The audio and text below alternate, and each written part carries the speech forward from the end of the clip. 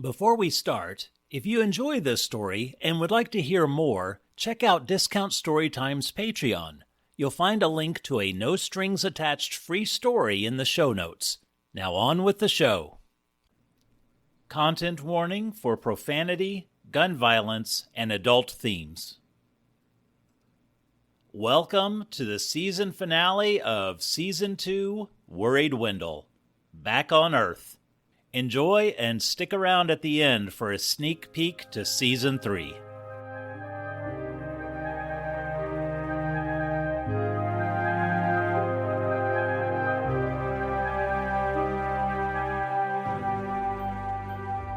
Walk off! Wendell appeared in a parking lot. His body seemed to be in order, but just to be safe he counted his flippers and, God damn it! My bad, came Benny's voice transmitted through Wendell's skull. Seriously? Wendell asked, waving his flippers in the air. An old couple was standing across the road and waved back, and Wendell tried to wave as casually as possible to them. A moment later, there was another flash of light, and Wendell's arms and hands returned to normal. He gave a thumbs up to the air and heard the distant whir of an engine. He looked around and let out a sigh and smiled. Home, sweet home. The air was hot and dry as the summer sun beat down. People poked at beeping phones, cars buzzed by and radios boomed. Children ran around and laughed into their cell phones. Young couples walked hand in hand while scrolling through their phones. Older couples spoke loudly into their phones. The omnipresent cacophony was different from the subdued hum of life on Pariah 7. Wendell walked around to regain his bearings, and after a while his throat became dry, and he found a coffee shop and ordered a Sanka. A what? Asked the kid behind the counter. A Sanka, a coffee drink? Oh, you want old people coffee. Okay, one small black decaf. Close enough, thought Wendell. He drank his coffee and nervously walked towards Gail's townhome.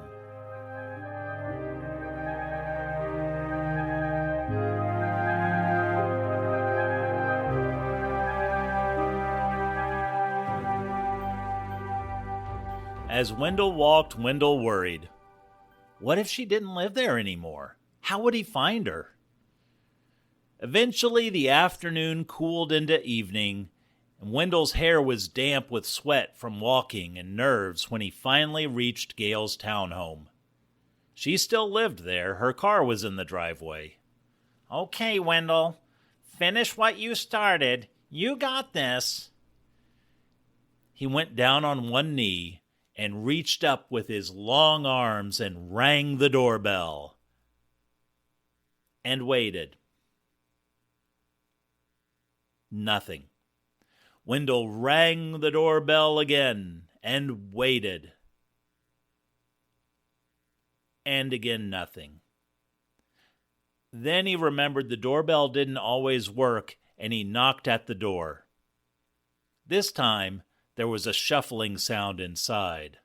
Wendell's heart thumped inside his chest.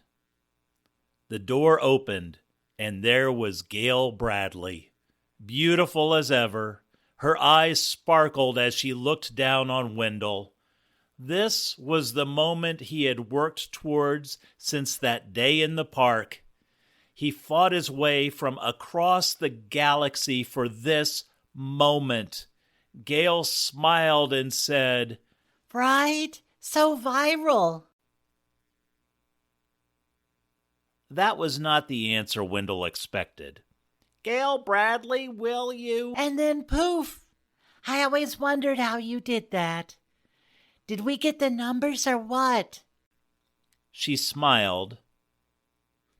Confused and with a knee that was getting sore, Wendell stood. This was not going as planned. Again. Numbers? She saw Wendell's confusion. Are you okay? Come inside. Wendell most definitely wasn't okay. Inside, Gail's townhome was pretty much the same, neat, tidy, tastefully decorated. Well, maybe not as tidy as it had once been. There were boxes and boxes of Megaprote's protein supplements everywhere, with large, flammable warning labels. Wendell took a seat on the couch, and Gail sat on a nearby chair. So, how have you been? What did you think of the video? Wendell's head tilted. I have no idea what you're talking about. The video, the last time we hung out, remember? I remember, but Gail, there's been Don't tell me you haven't seen the video. It was everywhere. Gail, I have no idea what you are talking about. I'll show you. Oh, it's so hilarious. Gail poked at her phone. Gail, let's talk. Almost got it. Oh, my Wi-Fi is slow today. Gail fiddled with her phone. Time slowed to a painful crawl, as it does when people are looking up videos on their phones. Gail, Oh, here it is. She handed her phone over to Wendell. He played the video. This was the moment at the park bench when he proposed. Clearly, this was a video shot from behind some bushes a short distance away. It showed Wendell talking on the bench. It showed Gail with her eyes covered. It was near enough you could almost hear their conversation. Wendell got off the bench. Gail covered her eyes. Wendell got down on one knee and held out the ring. Two. Gail Bradley, will you A sudden flash of bright light overcame the camera lens. When the camera recovered, Gail was sitting there alone. Her eyes were covered as she spoke. I'm in love with Blaine. She moved her hands away and looked around, confused. Then she spotted the cameraman. From behind the camera, a husky voice said, Babes. Gail smiled at Blaine, and the video stopped. The title of the video was Hot Girl Escapes Awkward Proposal, and there were over 50 million views.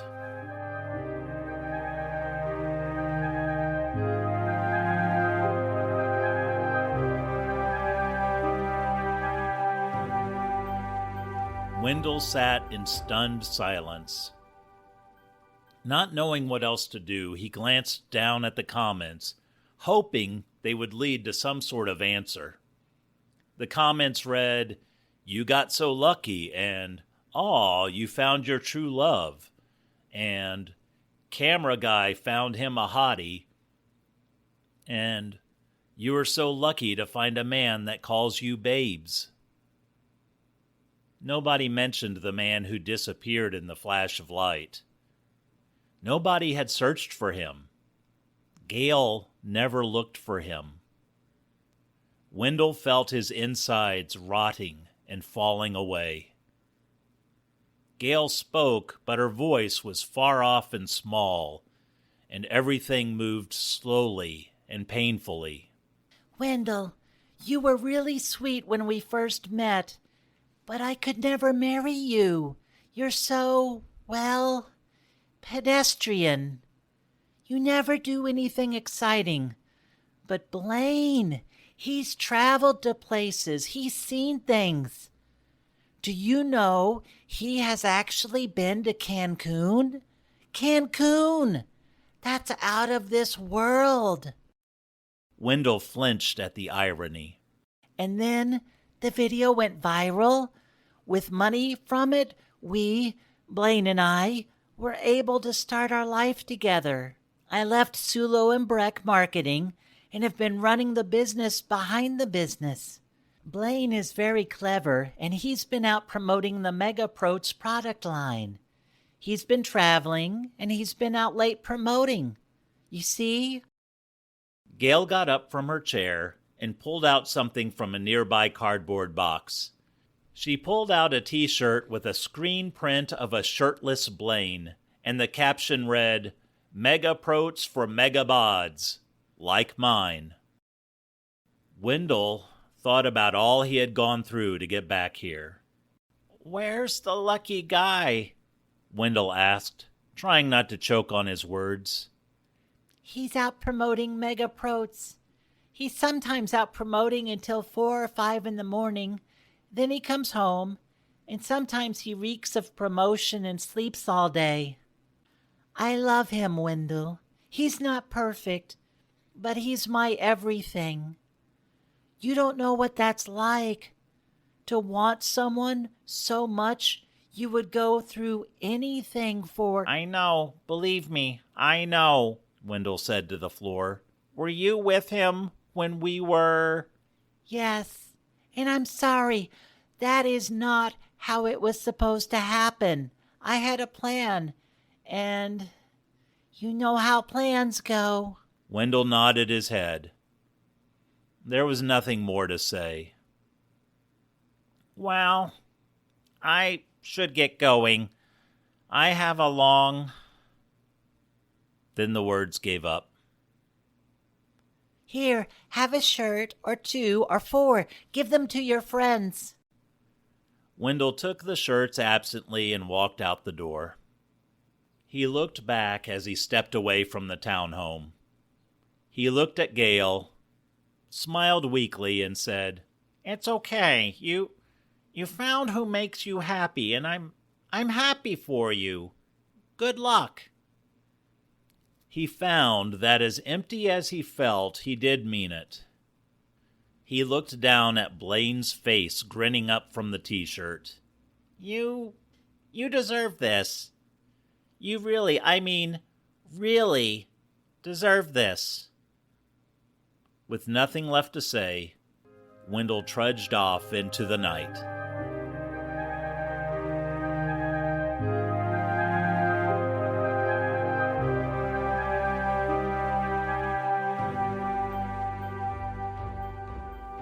The evening wore on, and Wendell felt the darkness, both outside and inside, as he wandered the streets.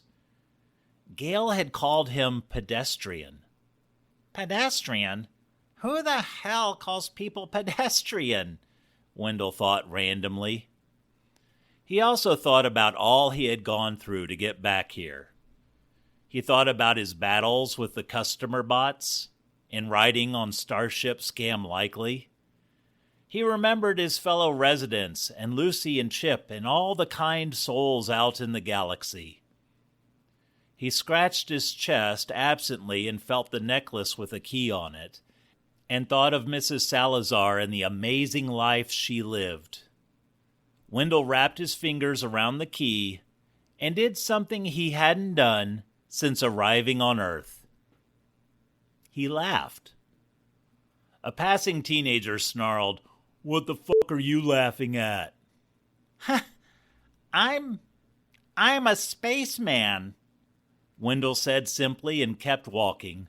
He wandered into the night and hadn't even thought of where he would sleep. He had slept in stranger places for sure, remembering the creepy hall of grates and his leaky waterbed. Wendell eventually found himself sitting on the same park bench he had proposed on, the bench in front of a forked path. He looked up at the sky and noticed how dim the stars seemed from the city lights. He called up to the sky, "Are you still hiring a ship's doctor? I'm in the mood for some traveling." He smiled, but no reply. Then he remembered the bracelet and pushed the button on it just as Zetz had instructed. Wendell waited. He thought maybe a little nap wouldn't hurt, so he rested his head forward and tucked his arms in. The weight of his eyelids grew, and soon he was asleep. As he slept, a hot breeze swept down on his head and shoulders.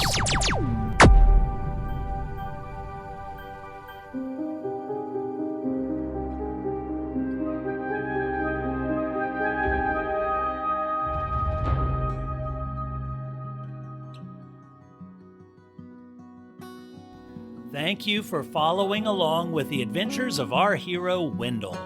And what's ahead for Season 3? Well, I'll tell you, we're going back into my shorts.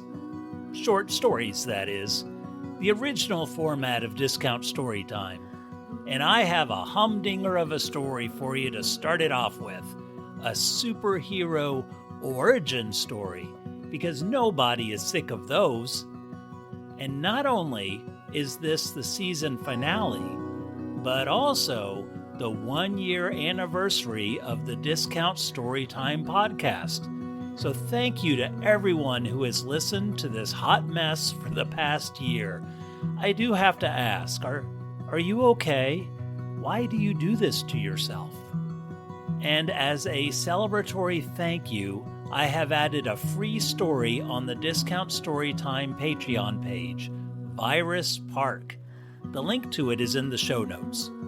So happy anniversary, and I hope you enjoy the bonus story, and I hope to keep bringing you ridiculous stories for as long as I can. And until next week, be sure to play nice with others, be super duper kind to yourself, and as always, remember to laugh. Bye!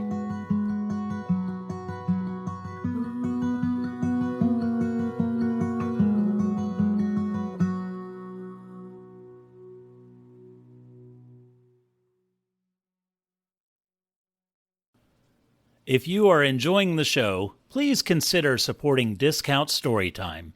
You can do that by telling others about the show. Podcasts depend on word of mouth for growth, so this is perhaps the most important. Writing in. I love hearing from listeners about what the show is doing well and especially how the show can improve. Click on the link in the show notes or email me at mail@discountstorytime.com. And finally, Discount Storytime is on Patreon, with bonus content for subscribers. A free story, The Fall of Stumbly, is available now. Check it out at patreon.com/discountstorytime, or the link is in the show notes. And thank you so much for being a listener. Bye!